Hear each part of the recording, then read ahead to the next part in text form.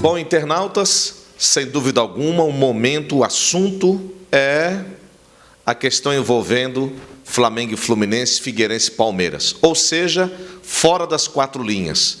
Gostaríamos de falar muito mais sobre o campeonato dentro das quatro linhas, que até está bem emocionante, mas o assunto se virou para os cartolas, os dirigentes e o que pode acontecer em termos de campeonato brasileiro. Por isso, viemos ouvir a opinião, procurar profissionais que já estão no métier do futebol e que têm experiência também na justiça desportiva. Estamos aqui no escritório Baio, Divanenko e Faveri. São três advogados que atuam também na justiça desportiva e também na parte trabalhista junto com jogadores de futebol. Dr. Tiago Divanenko, uma experiência no futebol com o Figueirense, tempo do Paulo Prisco Paraíso, né? Muitas vezes campeão, e agora aqui formando esse trio de sucesso, sem dúvida alguma, pode também opinar sobre o momento do futebol brasileiro. Gostaria, como nós somos apaixonados por futebol, né, doutor? Estamos falando sobre só as quatro linhas, mas agora virou uma questão também de STJD. Poli, é triste, né? Mas o advogado passa a ser um personagem dos principais, né, nessa reta final de campeonato, por conta dessas polêmicas que, naturalmente, se aumentaram muito em virtude dos dois jogos, Flamengo e Fluminense e Palmeiras e Figueirense, com esses pedidos de anulação de jogos, enfim, que são muito mais políticos do que jurídicos, né? O que pode acontecer no caso do Figueirense? Qual a sua avaliação? Bom, particularmente eu entendo que a torcida do Flamengo e do Figueirense estão torcendo muito para que a coisa aconteça, mas eu entendo que o caso do Figueirense tem menos perspectivas de êxito em virtude de se tratar aquele lance em especial de um erro de fato. Eu entendo que o árbitro poderá facilmente dizer que, ao observar o lance, entendeu que a bola quicou dentro da área de jogo e deu sequência na partida de forma normal. O Figueirense acha que é um erro de direito. Um erro de direito, como se ele tivesse ignorado a regra ou alterado a regra. Mas eu entendo que um erro de direito, por exemplo, seria mais comum, um exemplo esdrúxulo, de um árbitro que, ao a bola cruzar a linha do gol, ou seja, gol, ele marca tiro de meta, porque ela cruzou a linha de fundo. Então, ele ignora a regra do jogo, mesmo sabendo que a bola ultrapassando a linha do gol é gol, e marca uma outra infração. No caso, me parece mais algo relacionado a ele ter percebido, a percepção dele ter sido de um lance normal. Então, esse é o ponto principal da alegação do Figueirense. O Figueirense não fala em paralisação do campeonato, ele fala em nova partida com o Palmeiras. Porque, em especial, o CBJD, quando fala dos erros de arbitragem, os erros de arbitragem, ele trata que, se o erro da arbitragem interferir diretamente no resultado, né, a partida é possível que se pleiteie e se consiga a anulação da partida. Existe isso naquele artigo que o Figueirense fez a denúncia, existe essa previsão. Mas essa distinção entre os erros é que eu acho que é o ponto principal da discussão e que, infelizmente, eu entendo que o Figueirense, nesse momento, não tem razão. Acompanhamos no horário de 12h40, terminou por volta de 1h05, a coletiva do presidente Vilfredo e do diretor jurídico do Figueirense, doutor Ricardo Cordeiro. Fla-Flu, vai dar alguma coisa ou não? O Fla-Flu o jogo em si já é mais polêmico e a situação também é muito polêmica. Ali eu entendo que há uma vedação explícita da FIFA em não permitir a influência externa no resultado do jogo.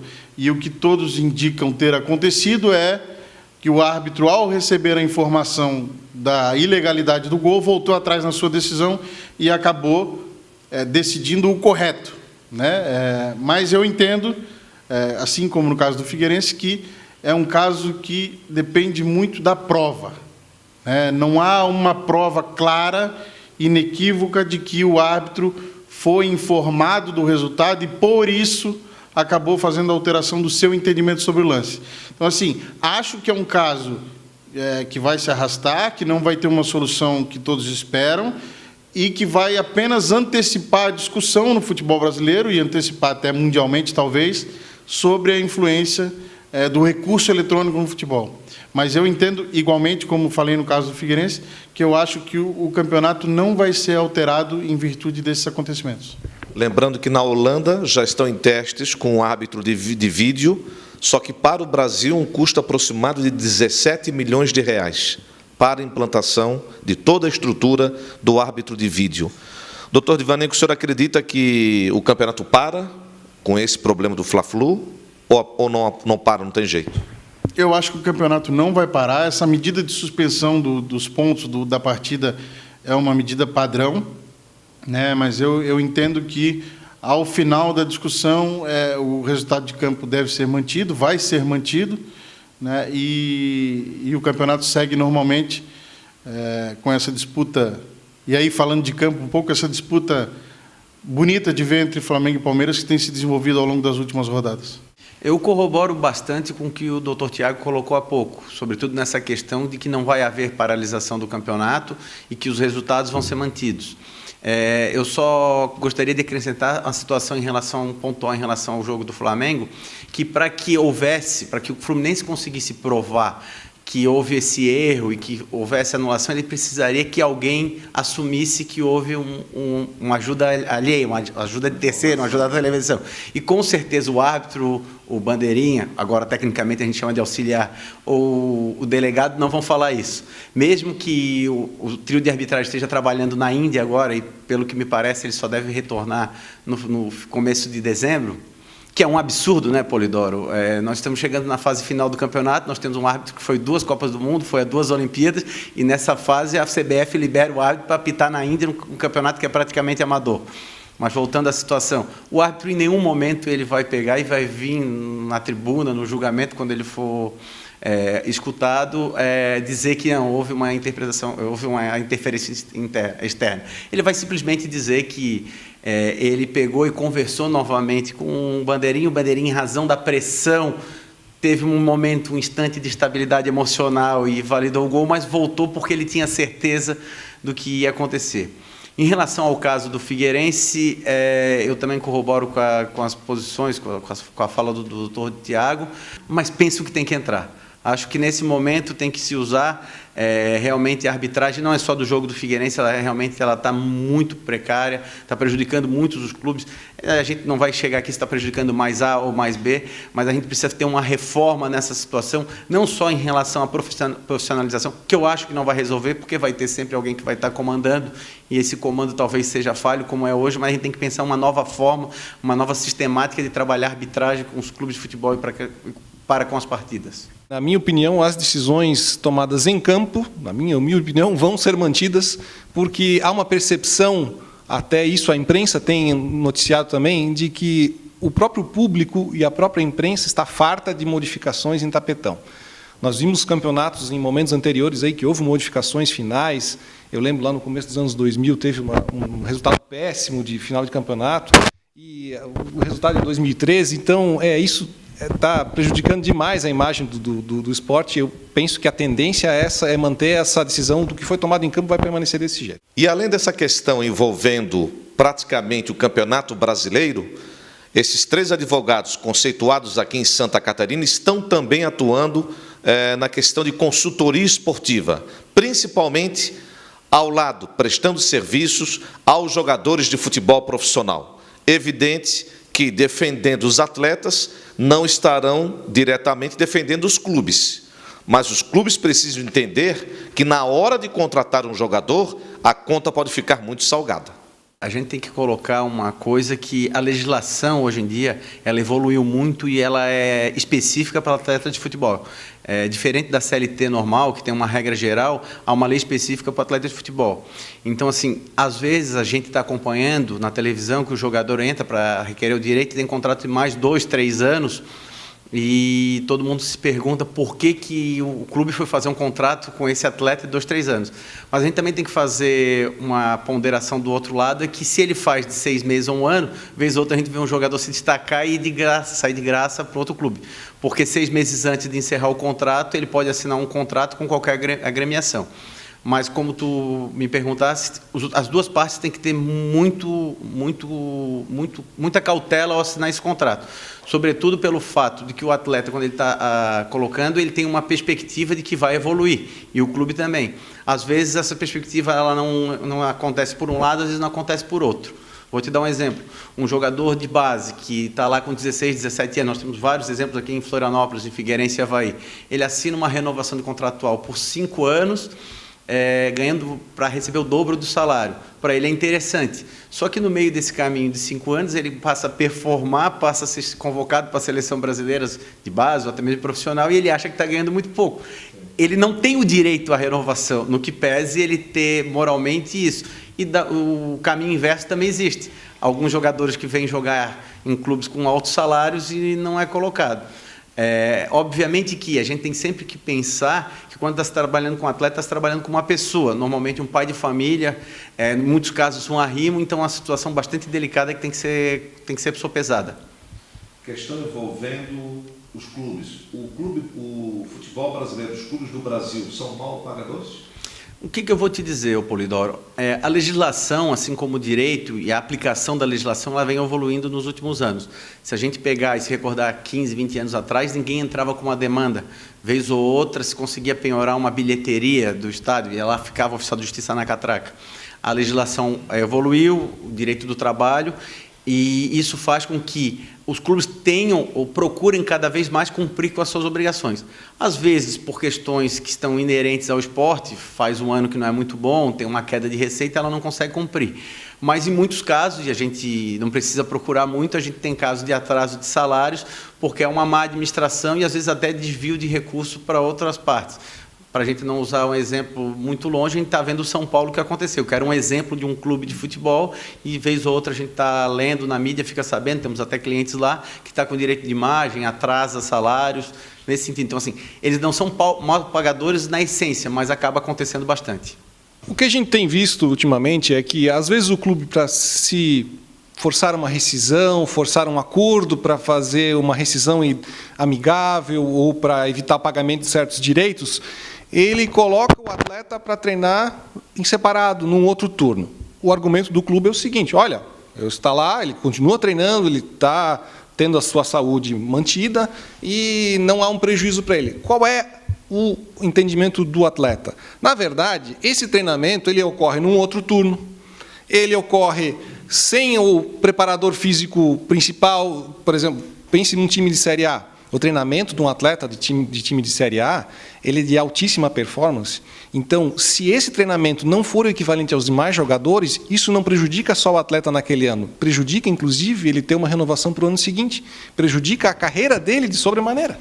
Então, em regra, o que acontece, e nós já provamos isso em algumas demandas, fica demonstrado no processo que ele foi alijado do treinamento, foi posto para treinar num treino separado que não tem a mesma qualidade, sem os mesmos treinamentos fisioterápicos, horários alternativos, cria-se até um constrangimento perante os colegas, vamos dizer assim, brincadeiras, como se a gente estivesse no colégio e eu fosse posto para estudar em separado, numa salinha separada. O que os juízes têm dito, a doutrina tem dito sobre o assunto é o seguinte: você não pode esquecer que o trabalho ele não é não só um dever, ele também é um direito da pessoa. Então, o que se diz, o que o tribunal tem dito, que o direito ao trabalho tem que ser preservado. Às vezes, a gente vê uma dificuldade para os juízes entenderem esse treino separado, porque, querendo ou não, o juiz, para ter passado no concurso, ele focou muito na carreira jurídica dele e, em regra, ele não teve muito tempo para ver jogos de futebol para entender isso. Isso faz parte. Cada pessoa tem a sua finalidade de vida e, realmente, para a carreira deles é muito importante que eles se foquem nos estudos. E, às vezes, é um pouco difícil para eles compreenderem. Não falta mais responsabilidade dos clubes, principalmente, em contratar certos jogadores, para evitar problemas futuros? Sim, há um problema de escolha e um problema de comprometimento de ambas as partes, né? Mas, em regra, são regras que têm que ser cobradas das duas partes e ambos têm que cumprir o contrato e performar, assim como o atleta tem que cumprir a parte dele, o clube também tem que cumprir. O que eu tenho notado é o seguinte, que quando começa a haver problemas financeiros, geralmente mais perto do fim do ano, começa a haver um desestímulo no grupo, Dependendo da situação na tabela também. Na tabela, exatamente. Aí começa a ver que vai faltar dinheiro, e essa falta de dinheiro, falta de condições no clube, isso vai desestimulando o atleta, dependendo da tabela, vai desestimulando mais ainda, e aí no fim do ano a gente tem notado aumento de demandas de certas situações, e alguns atletas, inclusive, mesmo com essa... Tem nos relatado aqui que eles assumem uma posição de liderança perante os demais atletas, dizendo, não, vamos em frente, porque nós precisamos da nossa carreira, nós temos que pensar mais adiante. E é uma situação bem interessante ver os dois lados dessa situação. A justiça tarda, mas não falha? Esse é o ditado? Tarda, mas não falha. Realmente, nós temos casos assim no Brasil inteiro. Acho que o caso mais emblemático é o do Guarani, em São Paulo, que chegou no fundo do poço, e hoje em dia nós vemos ele aí subindo de série de volta, e a todo vapor. Chegou a ser leiloado o brinco de ouro lá em Campinas, mas foi a única solução encontrada. Nós tínhamos atletas lá, inclusive, que tinham créditos a receber, foram feitos determinados acordos lá em que eles abriram mão de determinadas coisas, mas para poder receber e para poder ajudar o clube, e todo mundo, não é só o nosso atleta, mas todo mundo fez isso, toda a cidade se empenhou, pessoas de fora, pessoas da cidade fizeram investimentos, transformaram, e o clube vai se reerguer e vai para frente. Em relação a esses aspectos trabalhistas, é necessário que a gente frise sempre que não é incomum a gente ver o torcedor, ao perceber uma notícia de um atleta que ingressou com uma ação trabalhista contra o seu clube, diga, amigos nossos que frequentam nossas rodas de sociais, mas ele não jogou nada, por que agora está cobrando? Esse entendimento que a gente precisa ter. O atleta, não é a performance do atleta que define que ele tem ou não a receber. Na verdade, contratos são celebrados para ser respeitados, né? E os direitos têm que ser respeitados.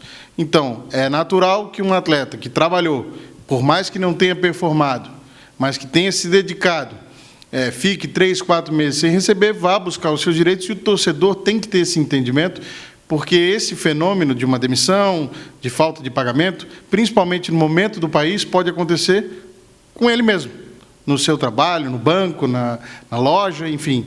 Então, não se pode pintar um atleta que busca os seus direitos na justiça como alguém que está buscando o mal do clube. Na verdade, ele está buscando preservar direitos que foram a ele ofertados pelo próprio clube.